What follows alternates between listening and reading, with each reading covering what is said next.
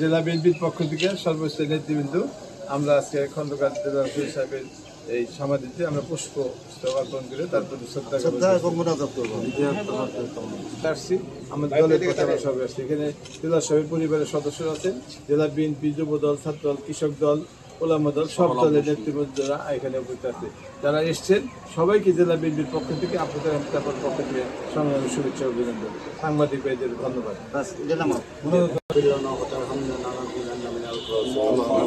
আল্লাহ কবরে শাহিদ আছে আমার বাবা, পাশের কবরে শাহিদ আছে আমার মা এবং আমার ভাই। মেহরবানি করিয়া তাদের কবরে আজাবকে মাফ করিয়া দেন। আল্লাহ রমজান মাসে সকল কবরবাসী কবরের আজাবকে মাফ করে থাকেন। আল্লাহ কিয়ামত পর্যন্ত কবরে আজাবকে মাফ করিয়া দেন।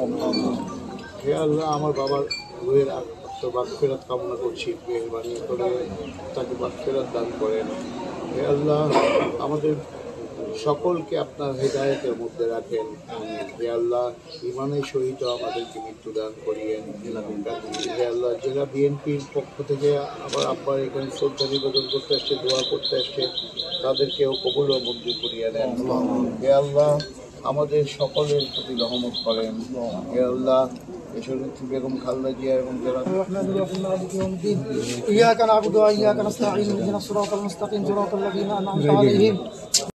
রাজনীতিবিদ, ভাষা সৈনিক এবং 21 পদকপ্রাপ্ত 1/11-তে উনি যে ভূমিকা রেখেছেন, সেই আমি বলবো তার মতো ভূমিকা রাখার মতন ব্যক্তি এখনো দেখছি না। আমি চাই যে তার মতন কেউ এসে দলটাকে সুসংগঠিতভাবে চালাক, দলের যত সুবিধাবাদী লোকজন আছে তাদেরকে তাড়িয়ে সত্যিকারী তৃণমূল থেকে বিএনপিরা এসে রাজনীতি করুক এবং দেশকে একটা সুন্দর ভবিষ্যৎ দিক। এই দিনে আমার বাবার 14তম মৃত্যুবার্ষিকীতে আমি এই কামনা করছি। আর সবার কাছে দোয়া চাইলাম আমার বাবার জন্য, আমার মার জন্য এবং আমার ভাইয়ের জন্য। ওনারা তাদের জান্নাতুল ফেরদৌস নসিব হয়। সবাই আপনারা দোয়া করবেন। 1-11 সময় যখন মঈনুদ্দিন ফখরুদ্দিনরা দেশনেত্রী বেগম খালেদা জিয়াকে কারাগারে প্রেরণ করেছিলেন, ঠিক সেই মুহূর্তে আমি খুব কাছ থেকে দেখেছি বিএনপির বিশ্বস্ত লোক বলতে যারা ছিলেন না, তাদের মধ্যে অন্যতম ছিলেন খন্দকার দেলোয়ার কাকা। দেশনেত্রী বেগম খালেদা ইচ্ছা করে জোরপূর্বক এক প্রকার তাকে দায়িত্বটা তখন অর্পণ করেছিলেন এবং তিনি কিন্তু দায়িত্ব নিতে চান নাই। আসলে এখন দলের মধ্যে দায়িত্ব নেওয়ার জন্য আমরা সবাই পাগল হয়ে যাই, কিন্তু তখন কিন্তু উনি দায়িত্বটা নিতে চান নাই অসুস্থতার কারণে। বিশেষ করে উনি অনেক অসুস্থ ছিলেন, আমরা খুব কাছ থেকে দেখেছি, আমার বাড়ির পাশেই ওনার বাসা। তো আমি দেখেছি যে 1-11 মঈনুদ্দিন ফখরুদ্দিন সেনাবাহিনী যখন উনি অসুস্থ ছিলেন, তখন ওনাকে গ্রেফতার করার জন্য পিজি হাসপাতালে একটা টিম গিয়েছিল। সেই সময় আমরা ওনাকে কয়েকজন মিলে কোলে করে ওনাকে ওইখান থেকে আমরা নিয়ে আসি। আর না হলে আজকে হয়তো ইতিহাসটা অন্যরকম লেখা হতো। আজকে আমরা তারা বিদেহী আত্মার মাগফিরাত কামনা করি, শোক সন্তপ্ত পরিবারের প্রতি গভীর সমবেদনা জ্ঞাপন করি। আজকের এই দিনে, এই ক্রান্তি লগ্নে খন্দকার দেলোয়ার কাকার মতো একজন প্রতিভাবান রাজনীতিবিদের খুব বেশি প্রয়োজন ছিল।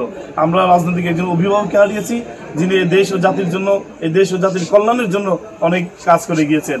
কিন্তু তিনি যে বিশ্বস্ততার পরিচয় দিয়েছেন, সেই অনুযায়ী আমরা মনে করি যে বিএনপি ইনশাল্লাহ তাদের পরিবারকে যথাযথ মূল্যায়ন করবেন।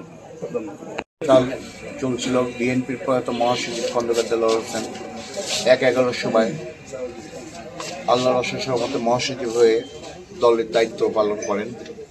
ম্যাডামের দেওয়া আমানত সে খেয়ানত করেননি। তার জীবনের শেষ বিন্দু পর্যন্ত তিনি পরিবারের উপরে, আমার উপরে অনেক নির্যাতন হবার পরেও তারপরে সে মাথা নত করেননি, বিএনপির হাল ধরে রেখেছিলেন। অসুস্থ মানুষ, কিন্তু তার মনোবল আল্লাহ তাআলা এত বেশি দিয়েছিলেন, তার ইমানি শক্তি এমন ছিল যে আল্লাহর রহমতে তাকে আর্মি প্রশাসনও চূর্ণ বিচূর্ণ করতে পারেনি। স্বৈরাচার সংগ্রাম থেকে শুরু করে প্রতিটা সংগ্রামে আমার আব্বা দলের জন্য, দেশের জন্য ভূমিকা রেখেছেন। আজকে তার এই মৃত্যুবার্ষিকীতে, 14তম মৃত্যুবার্ষিকীতে তার আত্মার মাগফিরাত কামনা করছি। পাশাপাশি দেশনেত্রী বেগম খালেদা জিয়ার সুস্থতা কামনা করছি এবং আশা করছি আমাদের ভারপ্রাপ্ত চেয়ারম্যান জনাব তারেক রহমান খুব শীঘ্রই দেশে এসে দলের এবং মানুষের হাল ধরবেন ইনশাআল্লাহ। ধন্যবাদ সবাইকে। আমাকে জেলা বিএনপির তরফ থেকে আমরা দিতেছি, জেলা বিএনপির যে কজন নেতা আছে তারা থাইকো সবাই।